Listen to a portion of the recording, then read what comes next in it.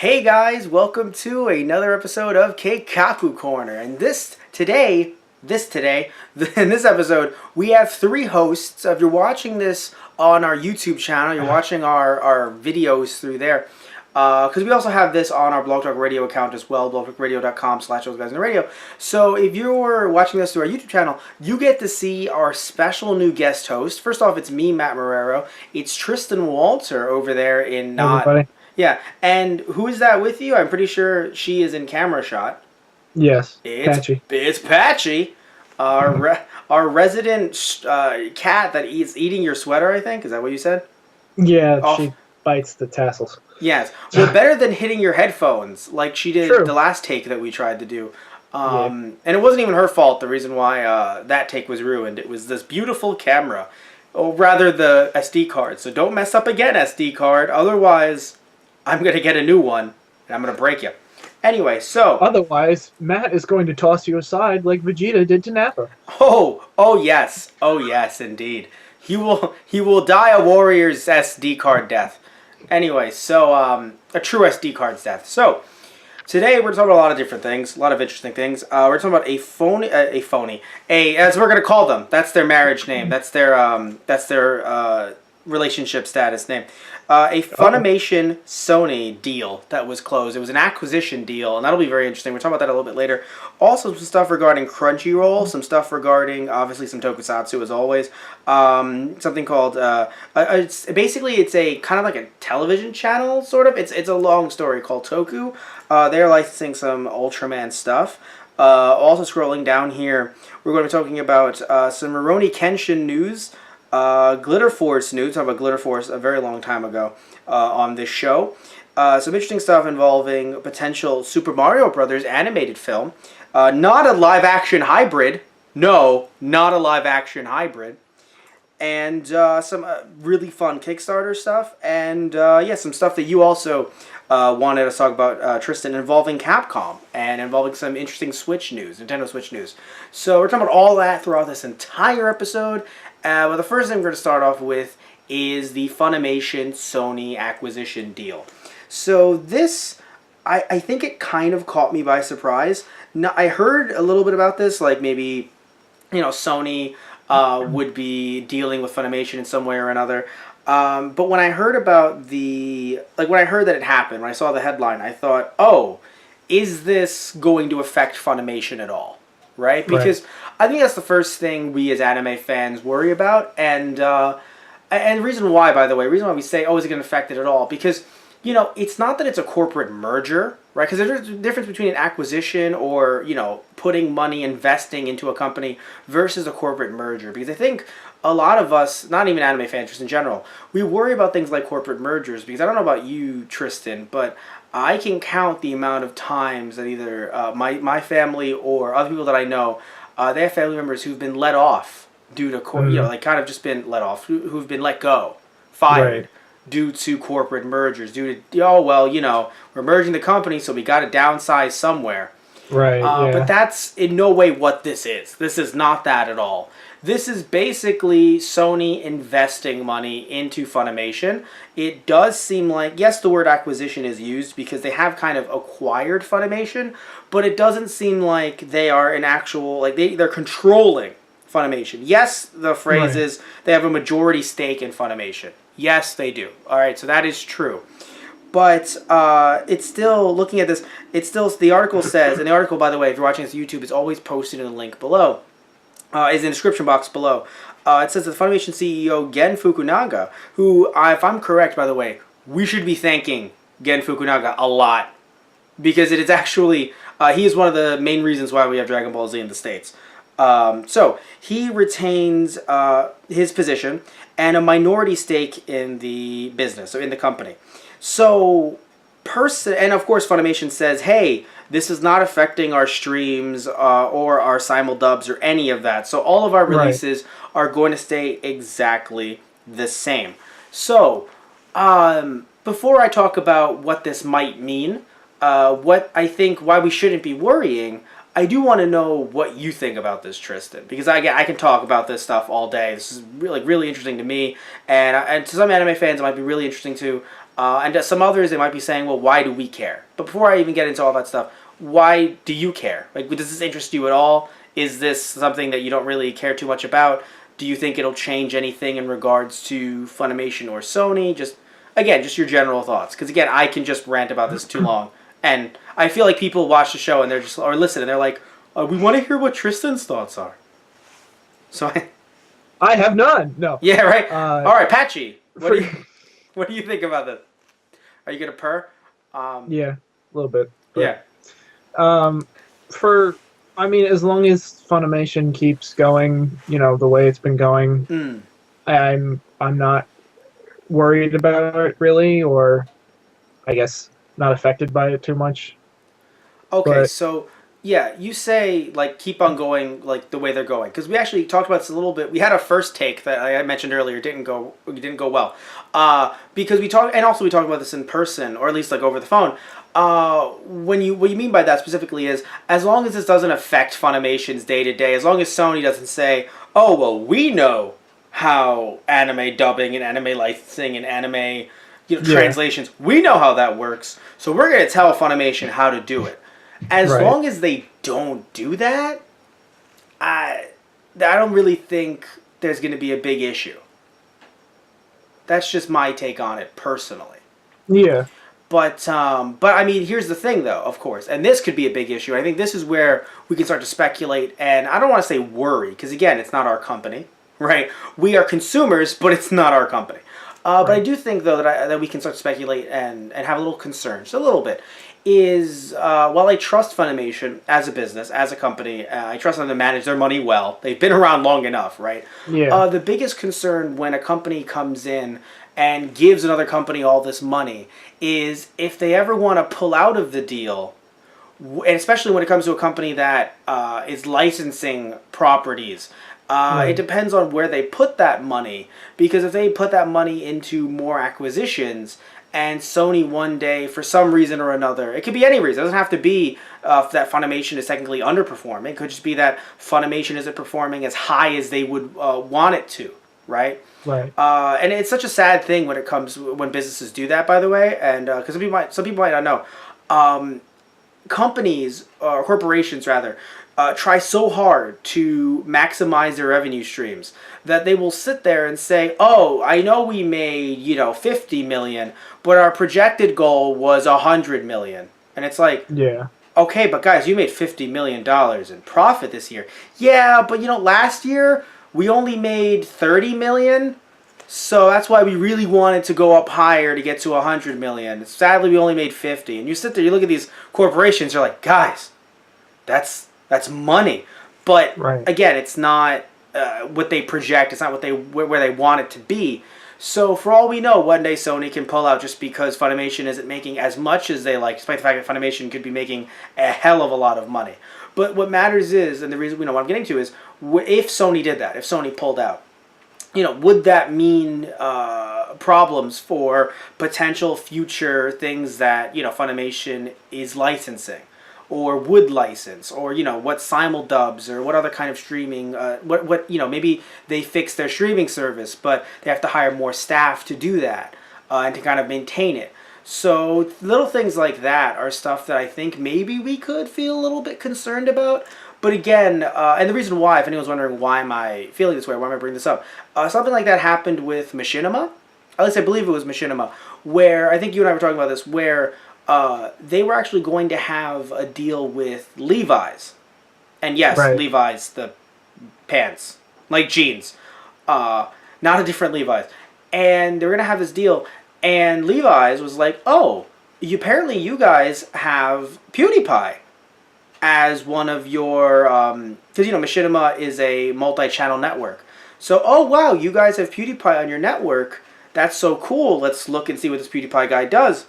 And by the way, apparently no one told PewDiePie from Machinima, like, hey dude, tone it down. Right. Yeah. The PewDiePie, this is before all of the stuff, the recent stuff with the, anti-Semitism and racism controversies and wherever you fall in that. I'm still calling it those controversies. I'm not saying that he was or wasn't. I'm just saying that those controversies. It was way before that. So it was just PewDiePie, being vulgar and crude and crass, but it was before any of this recent stuff. And no one at Machinima told him, hey, dude, tone it down. We're going to do some stuff with Levi's. So all Levi's does is just watches one of his videos where he's just doing all of this stuff. And what do? They pull out. But there was already money invested or money that was going to be invested or something. So Machinima ended up having to let go a bunch of staff and kind of restructure their company due to this deal falling through.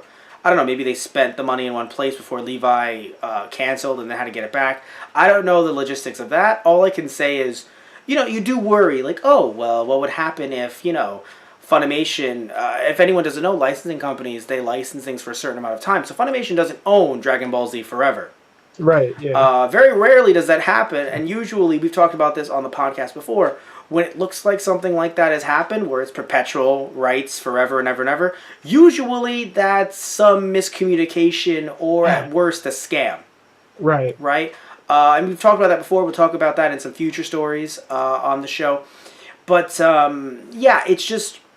So Funimation has owned it forever. So I assume, I don't have the concrete numbers, but I assume, let's say, like, next year, Funimation might have to pay Toei, like, at the very least, $1 million for the rights to have Dragon Ball Z again for the next, let's say, like 6 years. And I say at least because anyone who goes, what, $1 million for Dragon Ball Z? Think about the money that Funimation gets from DBZ. Yeah. That's a lot of money. So $1 million is me lowballing here. It's probably a lot more than that. So when you think about that kind of money that has to get thrown around, you worry just a little bit, right? If Funimation acquires a bunch of new series due to this money, will the money consistently come in? Now, I trust Funimation. I'm not anti-Funimation. I'm not saying, oh, they're going to be so stupid. Like, no, that's not what it is at all. You just worry. I'm a worrier.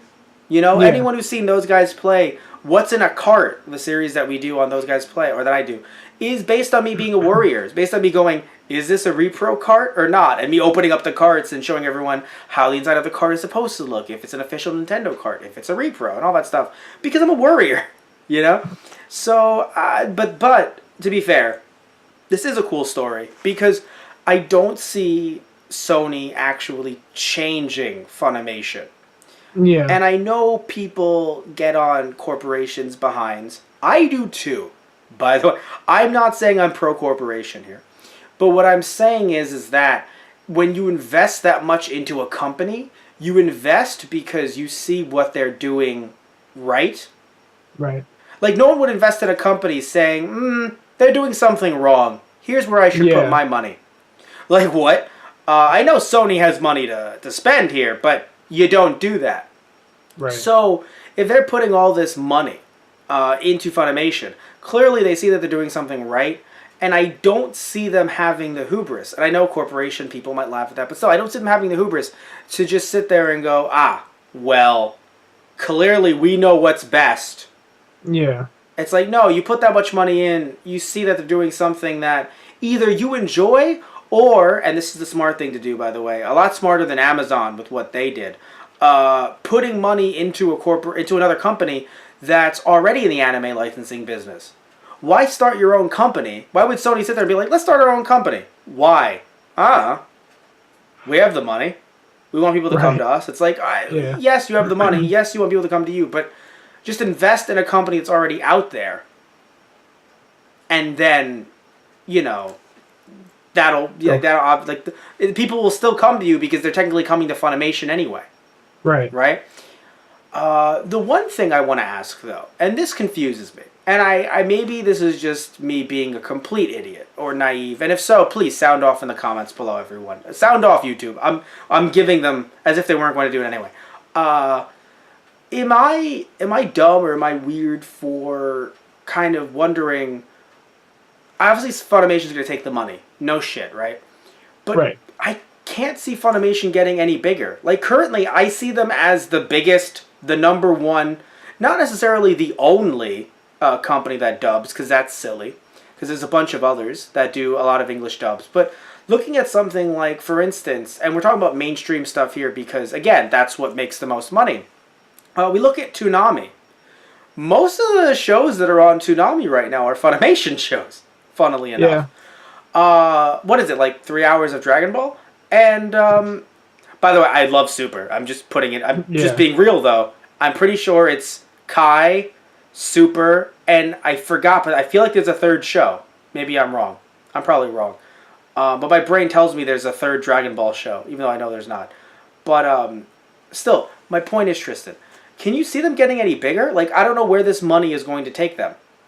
Like, maybe doing simul dubs even faster? I don't know. Maybe just because I guess maybe their thought is they want to win bidding wars for newer anime even quicker. I mean, because Anime Right. Strike is dead, so they don't have to go into Amazon bidding wars, which I'm sure were really fierce. So now their bidding wars are with High Dive, Crunchyroll, perhaps because Crunchyroll and Funimation had that little like kind of partnership there. Crunchymation, Funiroll, but it seems like they're kind of splitting off. Maybe kind of. I hate to say this, but Sony is kind of the rebound. The sugar daddy. But I'm just saying, man. I don't know. Like I don't. I know. Again, I say I might be naive because it's like, duh. I just said it earlier. A company wants to become larger, wants to make more money. That's the point. Right. But what other market could Funimation really wrap their hands around? That's what I'm trying to get at, I guess. Maybe more retro anime? Maybe, or maybe I don't know. Maybe more movie, like more longer length instead of just television series. Maybe more movies coming out. Right, because in some ways, depending on the movie, movies are very expensive. Maybe making their stuff, putting it in theaters more. I mean, recently they have the critically acclaimed OVAs. They licensed movies. They licensed these a while ago, but now they're coming out to theaters. They were made by an anime creator / I think he was a manga artist as well, who sadly he passed away very young. I believe it was due to cancer. And he made some amazing animated works, or at least manga works that were being adapted into different animated features, and Funimation apparently had licensed all 3 of them. Right. So maybe more money into stuff like that. Maybe something along the lines of, let's say the next Dragon Ball Z movie that is coming out. Maybe it gets to theaters even quicker than Resurrection F did. Heck, maybe it ends up screening for actual like full-on weeks rather than just being niche, for like 2 nights on a weekday or something.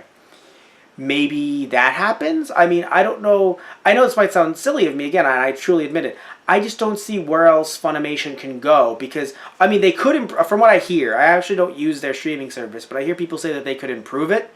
So maybe that's where the money would go, improving that service. Maybe getting some titles that they either have lost the rights to, or maybe some titles that other companies have dropped.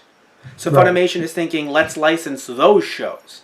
Yeah. I don't know, because I know it might sound, I say it over and over because I feel like someone's going to be screaming at me on the internet. But I don't know what else they can corner. Because to me, I already see Funimation as the big guys. So the idea is when you're the big guys, how do you become bigger?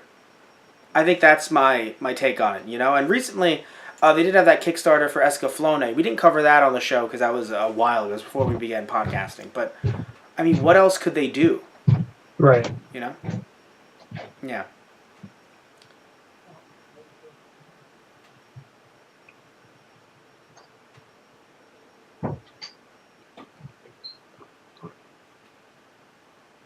Matt. Did we cut?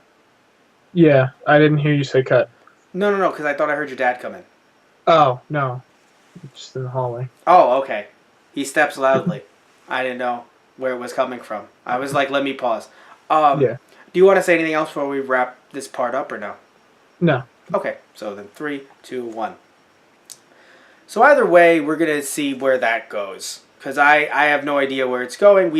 All we can say for sure is that looking at the numbers here, apparently this agreement values Funimation at $150 million. In my opinion, though, and I know analysts around the world are going to be pissed at me, I don't think that means much. I think what matters is what they have versus what they're... Of course, people will say, well, if they're valued high, then other people will want to invest, which is totally true. But I think of it as, and I know this is comparing actors to companies here, but I think of it as there's an actress, Tiffany Haddish, who is recently in I can't remember the name of the film. It was a really good film from what I heard, and in that film. Because of how popular that film was, huge, she was recently hosting SNL, and she actually made a joke on the monologue saying that I think she was worth $2 million, is what she looked it up herself on her phone, like a few days before the show. She said, it says that I'm worth $2 million. Where's that money? Because I don't have it. Right. She's like, who has these $2 million? Because I would like some of that. Right. Because, I don't know, I think she mentioned how much she got paid. I don't remember, but I think she's something about like, she got paid like $40K. Or, heck, even if it was like $400K for her role. I'm pretty sure it was like 40 some odd K. That's not $2 million. So, again, it's good to see that your stock is high, as in like, oh, you're worth this much, so we should invest in you. We should do this for you. But at the same time, it's kind of like, yes, but what do you have? Right? Yeah. Either way, I hope Funimation grows. I do. I'm a big fan of competition, though. But I mean, Funimation does have a lot of competition, so that's good, too. But yeah, I just don't see how they can grow any bigger than they already are. Because, I don't know, we said this before, but to me, it feels like they've been around for so long. They're the granddaddy. They're the largest. They're the biggest. So I don't really see what other markets they can corner in the anime realm. I guess they have to fortify themselves, right? Improve what they already have, perhaps.